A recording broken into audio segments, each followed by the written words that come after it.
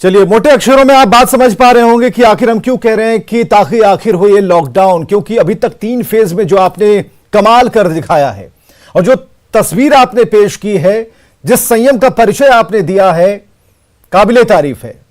Lockdown 4 की बात कही जा रही है, लेकिन उसमें बहुत छूट और रियायत की बात कही है मुख्यमंत्री ने।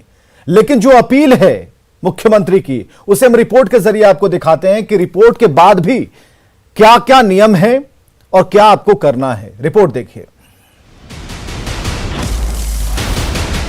मुख्यमंत्री नीतीश कुमार का यह वही ट्वीट है जिसमें सीएम ने अपील की है कि आप लॉकडाउन 4 के दौरान उन सभी नियमों का पालन करें जिससे कोरोना की चेन को पूरी तरह से ब्रेक किया जा सके। मुख्यमंत्री ने अपने ट्वीट में लिखा है, कोरोना संक्रमण को देखते हुए लॉकडाउन को 1 सप्ताह अर्थात 8 जून 2021 तक बढ़ाने का निर्णय लिया गया है, परंतु व्यापार के लिए अतिरिक्त छूट दी जा रही है। सभी लोग मास्क पहनें और सामाजिक दूरी बनाए रखें। ये जानना भी जरूरी है कि लॉकडाउन 4 में नया क्या है। सुबह 6 बजे से दोपहर के 2 बजे तक सभी दुकानें खुली रहेंगी।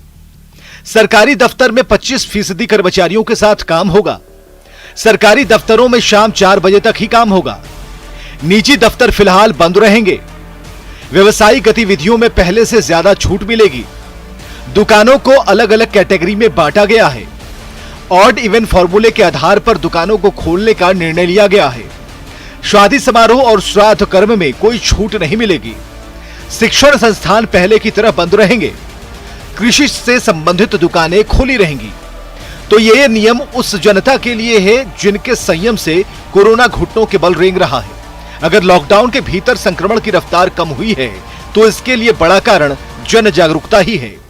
अब बारी लॉकडाउन 4 की है, इसलिए जरूरी है कि आप कोरोना को लेकर लापरवाह ना हो। कोरोना गाइडलाइंस का पालन जरूर करें।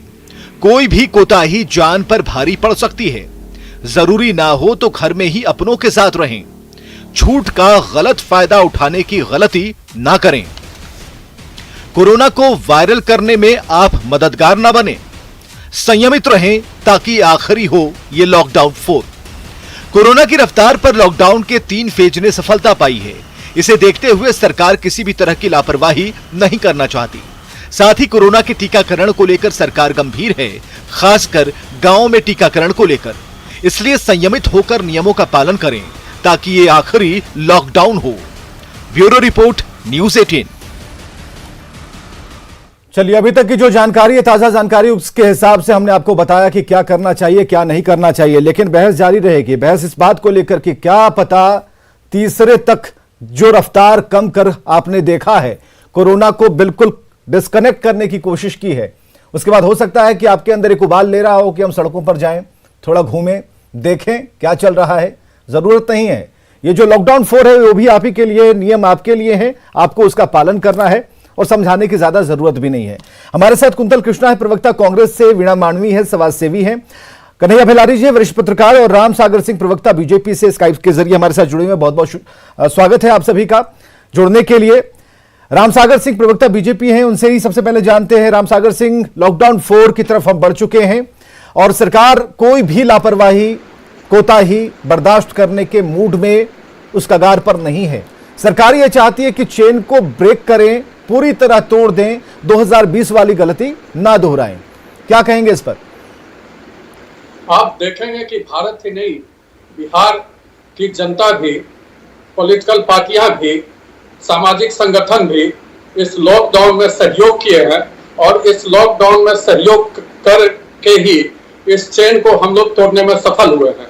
आगे भी इन सारे सामाजिक पार्टियां, राजनीतिक पार्टियां और जितने भी लोग हैं, सारे लोग मिल करके इस चेन को तोड़ेंगे।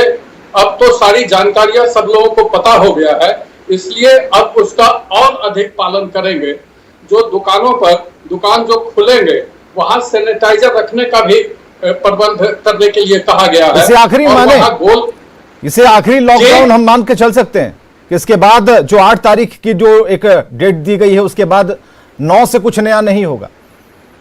नहीं, देखिए 9 के बाद की बात है। इसमें देख लिया जाएगा कि कैसा रहता है, क्योंकि ये जो आईसीएमआर का गाइडलाइन है उसमें 10% से ज्यादा संक्रमण दर रहता है वहां लॉकडाउन लगाने का रहता है। 5% से नीचे रिकवरी रेट आने पर लॉकडाउन को अनलॉक करने का रहता है। अभी बिहार में 1.5% से भी कम हो गया है संक्रमण दर, इसलिए इसको मान करके चले कि अभी, और जिलाधिकारियों को भी ये कहा गया है कि आप वहां लोकल स्तर पर ये देख कर करके फिर और डिसीजन ले सकते हैं। माइक्रो कंटेनमेंट जोन की बात है।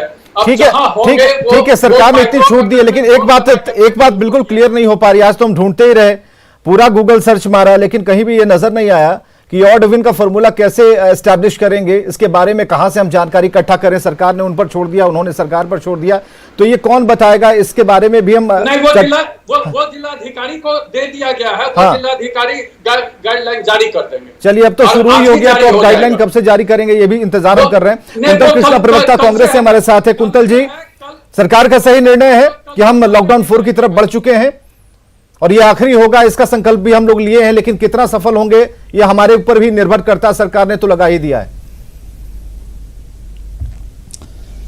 विवेक जी, इस बात को हम सबों ने बार बार कहा है कि लॉकडाउन अंतिम विकल्प होना चाहिए, क्योंकि लॉकडाउन की जो अच्छी तस्वीरें हैं वो तो हम और आप देख रहे हैं, पर इसके साथ लॉकडाउन की एक दूसरी तस्वीर भी है।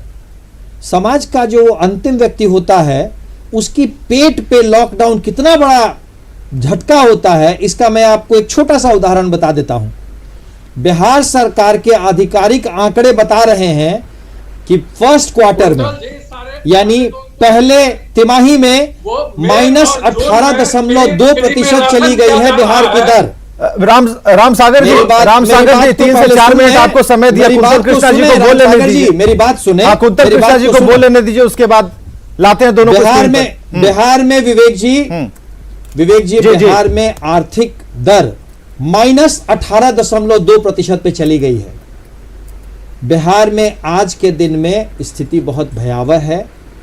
लॉकडाउन 4 अंतिम लॉकडाउन हो, इस बात की हम भगवान से प्रार्थना करते हैं और बिहार सरकार से इस बात को हम कहना चाहते हैं कि कोरोना से लड़ाई के असली उपाय, जो लड़ाई से लड़ने के असली अस्त्र हैं, उन पे ज्यादा ध्यान दें। ज्यादा टेस्टिंग और पूरा का पूरा टीकाकरण। मैं बार बार ये बात कह रहा हूं विवेक, सरकार तो कर रही है, सरकार तो गांव की तरफ भी बढ़ रही है। दिक्कत क्या है? टेस्टिंग बढ़ाएं, RT-PCR और कोबाल्ट टेस्टिंग करें। वो सारी बातें ना करें जो कि मानक नहीं है। आज के अखबार में भी ये बात खबर निकली है विवेक जी, आपके चैनल पे भी ये खबर दिखाई गई थी कि रैपिड एंटीजन टेस्ट नाम की पद्धति मानक